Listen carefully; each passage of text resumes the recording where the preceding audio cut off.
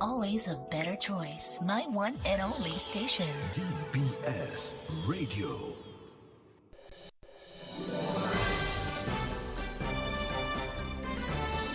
Fair and balanced, unbiased and clear, concise and accurate.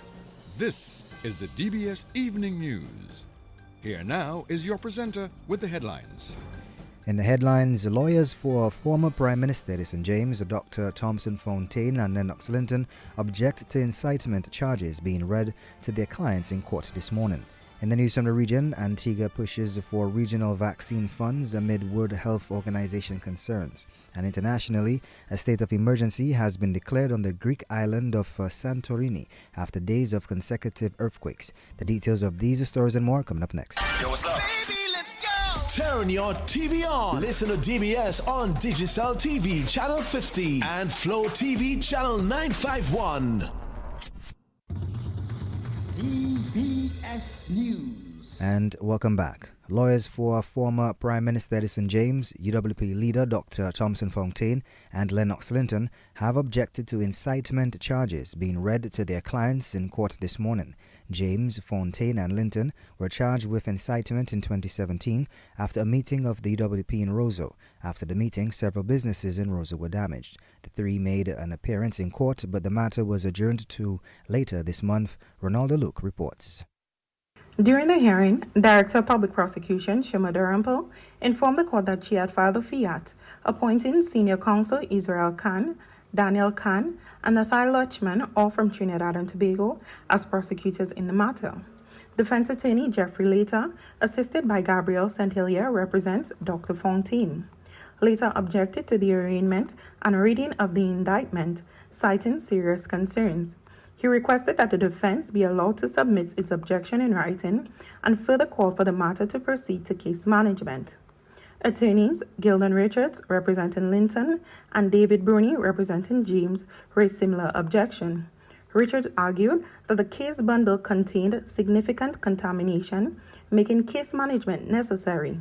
Additionally, he objected to the joint trial of the three accused, pointing out that only 8 of the 75 witnesses mentioned Linton. Bruni echoed similar concerns, noting that out of the 75 witnesses, only 11 referenced his client. He contended that a joint trial would be prejudicial to his client. In response, Senior Counsel Khan stated he did not understand the basis of the objections regarding the indictment, but raised no opposition to the defense submitting its argument in writing. However, Justice William expressed serious concerns, noting that the indictment failed to disclose an underlying offense allegedly committed by the three accused.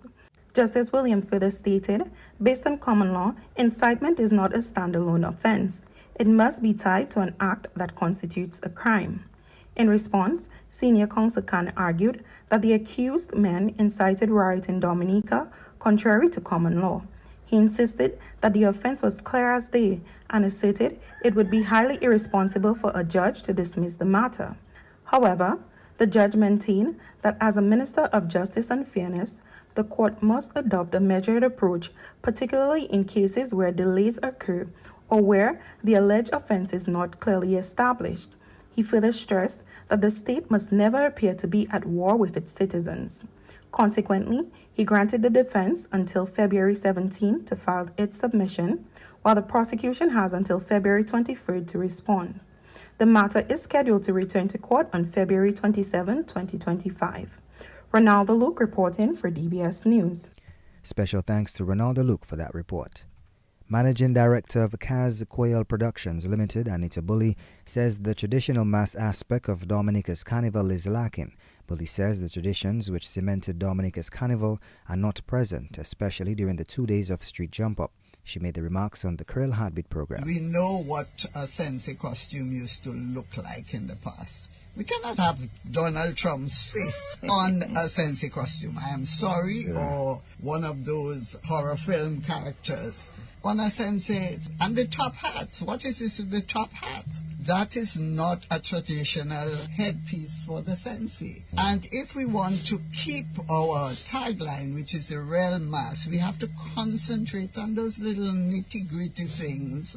It's what makes the mask very different. And you can see it from the tourists when they watch and they're taking pictures. And even locals, that when they come back, they're so enthusiastic about and they get a kind of vibe from when they see proper traditional costumes. And we have lost what I call our performance mass aspect of Carnival. That's totally lost now. We don't have happy show weddings anymore. And it's telling on the Carnival days, because you have these big lapses in between bands, and people don't come down for Carnival again because they're in Roseau and they're waiting for bands to come out, and they see one band and 2 hours later another band is passing. So we're losing the audience that we had for that kind of thing. Meantime, Bully says a sensei building workshop for secondary school students in Dominica is progressing well. The 5-session sensei building workshop is being organized and being facilitated by the Alwyn Bully Foundation in collaboration with Kaz Quayle Productions Limited. Our problem now is that the generation of sensei builders are getting older and older. And that is why we think, as an Alwyn Bully Foundation and Kaz Quayle Production, we need to do something about it. And that is why we're trying to get the schools involved, train the younger persons in what a sensei costume is supposed to be, what it looks like, why we're trying to change little aspects of the design so it is lighter, easier to wear, less hot, and looking at proper masks for these costumes. And that is what the workshop that we are presently doing is all about. We have 3 schools now participating. That's the Convent High School, the St. Mary's Academy, and the St. Martin Secondary School. And we are getting some persons from WA coming in later to do the mask making workshop. Right now, they're concentrating on the art form, what it is, what makes it unique to Dominica, and how to make it. And that was the Managing Director of Kaz Quayle Productions Limited, Anita Bully. The Dominica Youth Business Trust has recognized 31 individuals, small businesses and organizations. The awards ceremony at the State House Conference Center last night marked the 20th anniversary of the Dominica Youth Business Trust. Amongst the awardees were top beekeeper Nathaniel Lovell of Lavi Mill and Rudy Defoe, the CEO and owner of Liberty Car Care Services in Lubia. We're a car wash and detailing shop, and we do offer home services as well, where we do mattress cleaning and rugs and sofa cleaning as well. We took part in a training, an EDPM training with DYBT in 2022, where we completed our course of different business training, record keeping and so on. And it was really a great experience that it expanded on my knowledge about how to go about managing the business, you understand? So, and in I would say big thank you to the DYBT for having me there as tonight as an awardee, receiving an award, and also for their help over the years for broadening my mindset as a business owner. I always wanted to be an independent person ever since growing up. I had other jobs where I ventured my skills in different places, but it was after Hurricane Maria, then I would say not much people had jobs, you understand? So it was a little tight, and at that time I started expanding on what I could do. And it was during, I can't recall, but it was some years back during high school that I learned to do automobile tints. So during that time after Maria, I took the advantage of starting to tint vehicles and so on, seeing that a lot of more vehicles were imported after the hurricane. So I expanded on that, and I took that as the opportunity to go ahead and start a business, you understand? And right now, it was one of the best decisions that I ever made. And that was the CEO and owner of Liberty Car Care Services, Rudy Defoe. The Dominica Youth Business Trust also recognized Cindy Popone of Culibri in Grand Bay, who operates Before Sunrise Cocoa Sticks. For now, I'm at my home with my small business in my kitchen. I started out with my kitchen. I started out with a hand mill. And since I entered with the YBT, I have an electric mill, and my customers is really loyal. I've been into some supermarkets in town and to some hotels for now, and I do a little exporting sometimes. I will say it just started just like I'm making cocoa sticks for myself and just a little bit after the hurricane. But I started making kakao stick for myself, not to sell. And I keep giving it to my family and ask for comments. And then I just say I could just take this into a business, and I start selling the products on the local market without no label, anything. And then I keep asking my customers for comments, and with the feedback I get, I fix my products while moving on. That is how I started off my business. And well, for me, I work with myself and my boyfriend for now because I'm doing it at home. Well, it is wonderful. The support from the public is wonderful. I would have no comments about it, especially for those who come into Dominica when they're going for carnival, just like carnival season. I will have a big sale for carnival season, especially sometimes for breakfast. When I have a big sale for Christmas, I have a wonderful sale. And sometimes when the weather is cold, I always like when it's raining because that's when people ask for more cocoa sticks. And that was Sandy Popon of Colibri in Granby. Another DYBT awardee was Avina Prince, who operates Royal Global Inc. near HHV Whitchurch in Roseau. So Royal Globe Inc. is a multi-dimensional business. We started in 2015, and presently we are the worldwide capital of the world. That's the main product that we push. We're really into fashion, and we teach different aspects of the fashion industry. So we have classes for adults, classes for children. We also train people in different sewing programs, as well as we do sewing machine repairs. We sell sewing machine parts. There's really a lot that we do. I really started off as a marketing business. Those who know me from way, way, way back know that marketing is really one of my passions. But then I also wanted to do something that could not just benefit myself, but something that could benefit other people.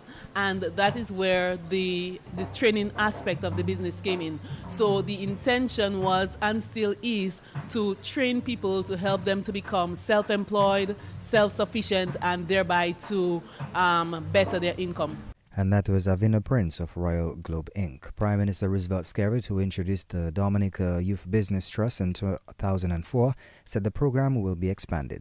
I give you the assurance this evening that we'll continue to build on the investments we have made in the DYBT, expanding its programs, increasing financial support, and ensuring that every young entrepreneur has access to training, mentorship, and capital.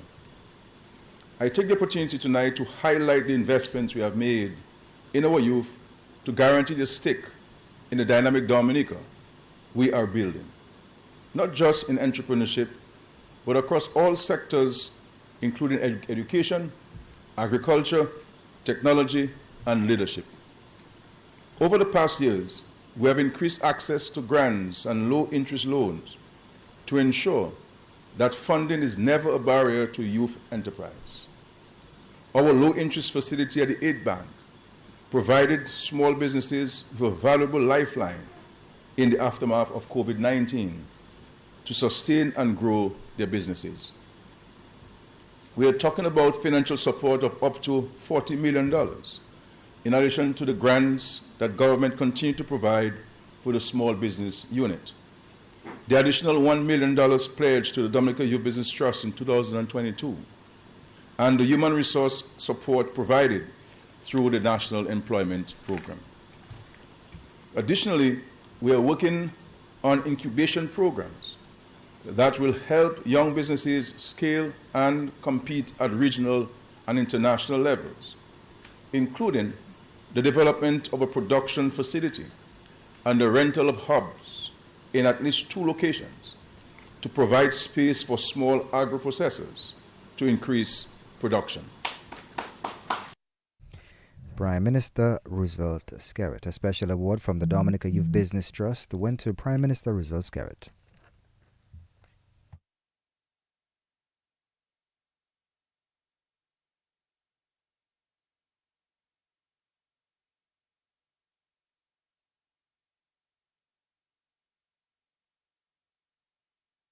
The Dominica Youth Business Trust, DYBT, was established in 2004 under the visionary leadership of Honorable Roosevelt Skerritt, who as Prime Minister recognized the need to create a structured platform for youth entrepreneurship and economic empowerment. Over the past 20 years, his unwavering commitment to the young people of Dominica has been evident through consistent investment and support ensuring that DYBT remains a catalyst for business, innovation, and national development. Through his leadership, millions of dollars have been invested into the trust, providing critical funding, training, and mentorship to countless young entrepreneurs. Tonight, we honor Prime Minister Skerrit for his foresight, dedication, and steadfast belief in the potential of Dominica's youth, which has shaped the success and sustainability of DYBT for the remarkable 2 decades. Honorable Prime Minister, we thank you. Still in the national focus, the government of Dominica is taking a deliberate approach to engage the youth of the country into agriculture in an effort to combat the aging population of farmers. The National Youth in Agriculture program is being spearheaded by Lakia Joseph, the parliamentary representative or secretary in the Ministry of Agriculture with specific responsibility for development of community agro-enterprises. Permanent Secretary in the Ministry of Agriculture, Ryan Anselm, says there is significant funds which can be made from agriculture. We have a youth agriculture program. We call it National Agriculture Youth Program that we have. Honorable Lakia is spearheading that program. So it's a deliberate effort to engage the youth in agriculture. Part of it is to combat the aging population of farmers. Recent statistics say it was 55, 57, now it's 60, average age of our farmers. And that is not only in Dominica, so part of it is to deliberately work with the youth to see how we provide that boost in agriculture. Because if we really have to push agriculture, it's the youth, And we've always said that we need professionals, the doctors, the lawyers, to invest in agriculture. Agriculture, you can make money in agriculture, and we're calling for people to invest in agriculture. There's money making agriculture. And that was the Permanent Secretary in the Ministry of Agriculture, Ryan Anselm. Well, this brings us to the end of this evening's National Focus. Up next is news from the region and international. Yo, what's up? Baby, let's go! Turn your TV on. Listen to DBS on Digicel TV, Channel 50, and Flow TV, Channel 951. DBS News. And welcome back. Now news from the region. Antigua and Barbuda will propose the establishment of a dedicated CARICOM vaccine fund at the upcoming regional heads of government meeting, following concerns about potential vulnerabilities in global health security. The Gaston Brown-led cabinet made this decision amid growing uncertainty about small states' access to vaccines and essential medicines, particularly in the light of the U.S. administration's announcement and plans to withdraw from the World Health Organization. The proposed funds would serve as a financial buffer for Caribbean nations, enabling them to purchase vaccines independently in the event of future global health crises. The withdrawal of the U.S. support from WHO could significantly impact the smaller nations' access to vital medical resources during future pandemics, potentially leaving them to navigate the commercial vaccine market independently. Internationally, a state of emergency has been declared on the Greek island of Santorini after days of consecutive earthquakes. Officials say the decree will be in effect until 3rd March to address the emergency needs and manage the consequences. Officials stated that more than 11,000 people have already left Santorini, with around 7,000 departing by ferry and 4,000 by air. A 4.7 magnitude quake was recorded southwest of Amargos on Thursday today, following 57 tremors between midnight and 6:30 a.m. So far, no major damage has been reported on the island, but authorities are preparing in case a larger earthquake hits. Greece's Prime Minister is expected to visit Santorini on Friday. This brings us to the end of this evening's news. Up next is sports. Covering the nation and beyond. DBS Sports Report.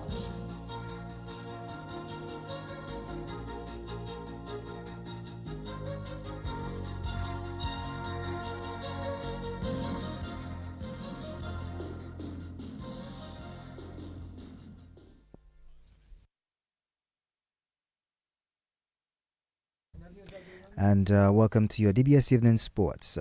First off, we connect with Gavin Richards for the latest in sports. Well, good evening, Hassan Robinson, and of course, good evening to the listeners of DBS Radio. And we're starting off with regional cricket, the CWI Regional 4-day matchup. Of course, we're monitoring proceedings with the Windward Islands Volcanoes and, of course, the Trinidad and Tobago Red Force, that day-night encounter in St. Vincent. We can tell you that a century from Cephas Cooper has put Trinidad in the driver's seat in that match. Well, Trinidad, they've gotten a lead of over 150 runs, and they're in a very strong position at this point in time. And Trinidad and Tobago, a short while ago, 332 for 4. Cooper got 117. Jesu Mohammed, 89 not out. Amir Jangu, he made 84.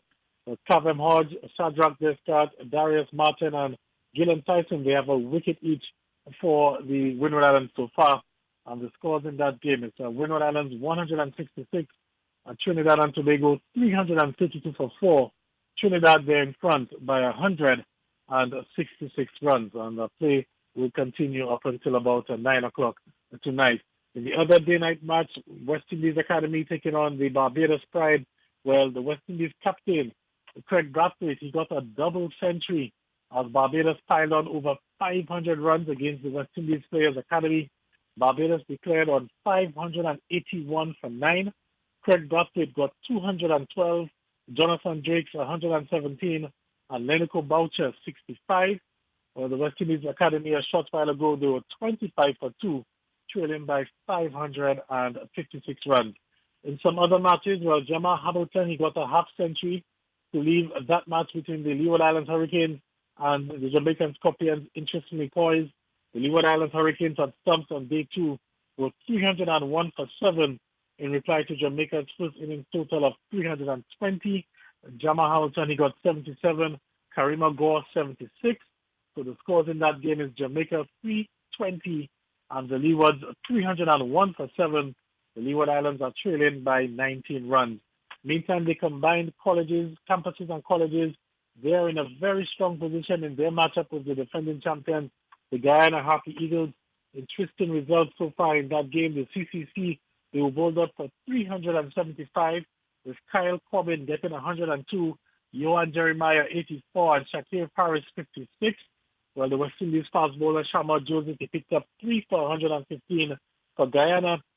Guyana at stumps, they were struggling in the bat, and the Guyana at stumps 166 for 6. The West Indies wicketkeeper batter Tevin Imlak, he was not out on 58. So the scores in that game so far, the combined campuses and colleges team 375, Guyana 166 for 6, and the Guyana, they're trailing by 209 runs. And of course, Hassan, before I go, I can also bring you up to date with the latest in the secondary schools under 20 netball competition. Portsmouth Secondary School, they picked up an easy win over the Dominica Grammar School this afternoon. Portsmouth Secondary School won that match as 27-14. We had Shanita Casey making 14 out of 22 attempts for the Portsmouth Secondary School. Lamaya Ford, she made 5 out of 9. For the grammar school, we had Rochelle Marshall, who made 11 out of 22 attempts. So that's all for now. Hassan Robinson is back over to you. And of course, a special thanks to Gavin Richards, of course, always on top of things when it comes to sports and keeping us up to date. And still in some sports here this evening's Cricket West Indies Director of Cricket Miles Bascom says 2025 is shaping up for another exciting year for women's cricket. He says one of the main highlights for the women's is the World Cup qualifiers and the Women's World Cup. Bascom says the women will also be engaged in a number of tours. Our women's program demonstrates equal ambition and depth. After the successful ODI and T20I home series against Bangladesh last month, the Women's Super 50 will be held in St. Kitts from February 24th to March 8th and provides a significant tune-up for the crucial Women's ODI World Cup qualifiers from April 4th to 18th ahead of the ODI World Cup in India later this year.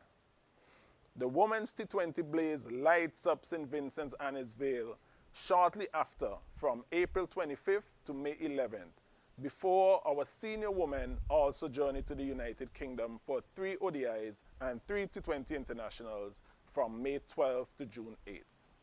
What truly excites us is our comprehensive development pathway.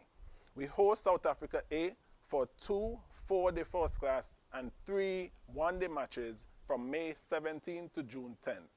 And this series comes on the heels of the men's emerging T20 tournament, which will provide vital competitive experience in the shorter format. Cricket West Indies Director of Cricket, Miles Bascom, the West Indies Academy, will have a few tours in 2025. He is calling for the region to support the Windies' home matches.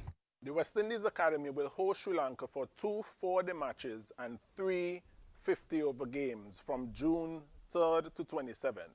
This intensive development period continues with the Under-19 regional in St. Kitts and Nevis, followed by the Sri Lanka Under-19s tour of the region from August 25th to September 16th.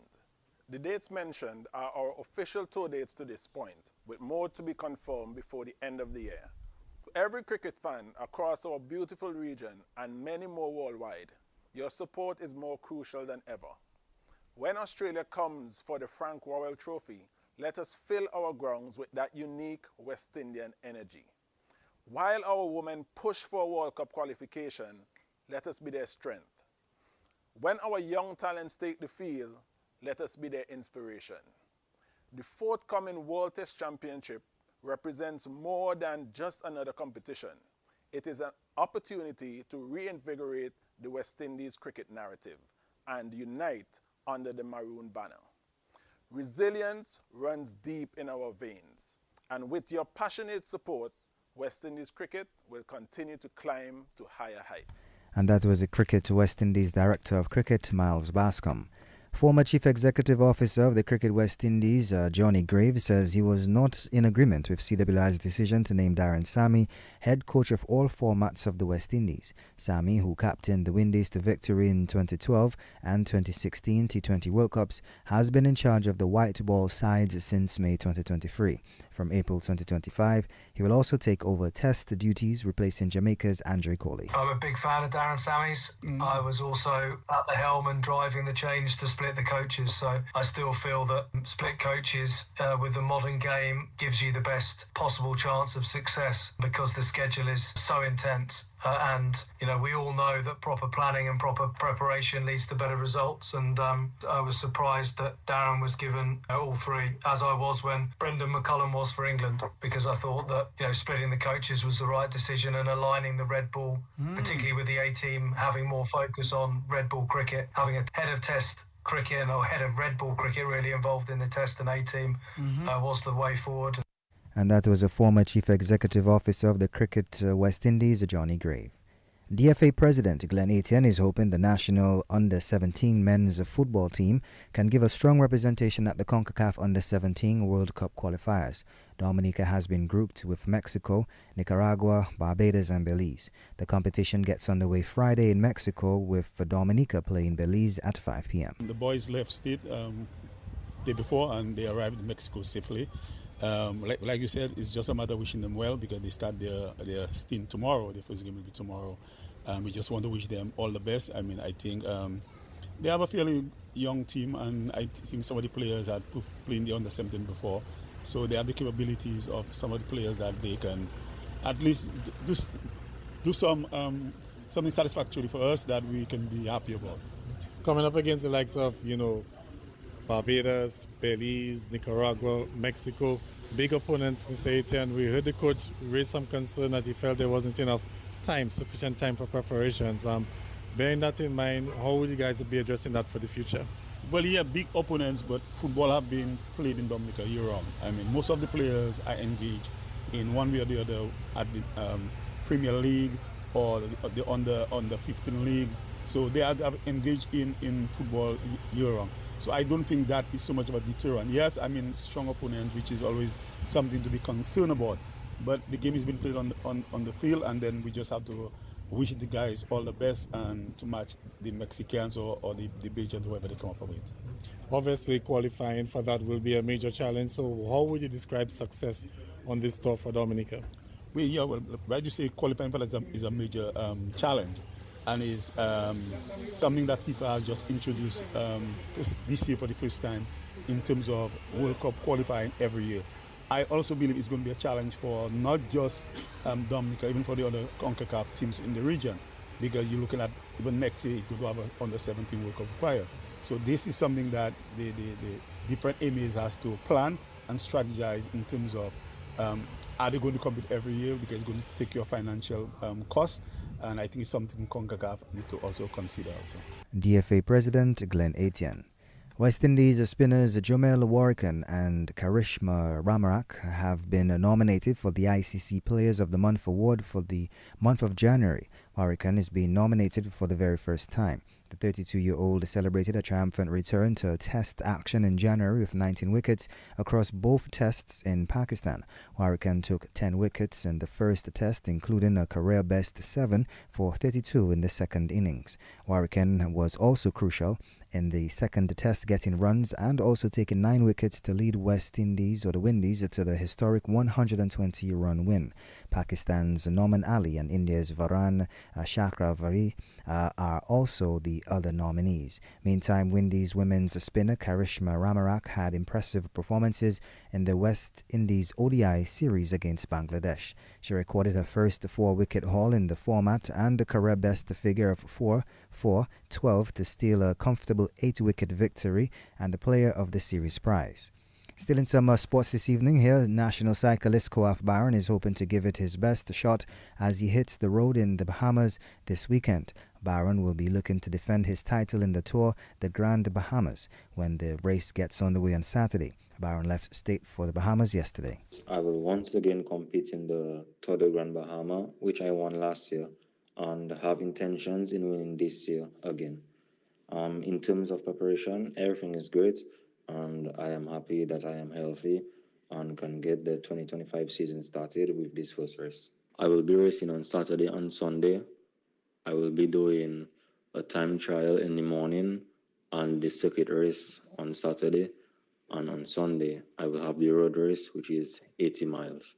Mentally, I am ready for the race and ready to bring home the gold. And that was a national cyclist, Koaf Barron. Plans are being discussed for a possible futsal tournament involving St. Lucia, Martinique and Guadeloupe. Organizer of the DA Next Level Corporate Futsal Tournament, Jerry Williams, says a regional futsal tournament will be a massive boost for sports tourism.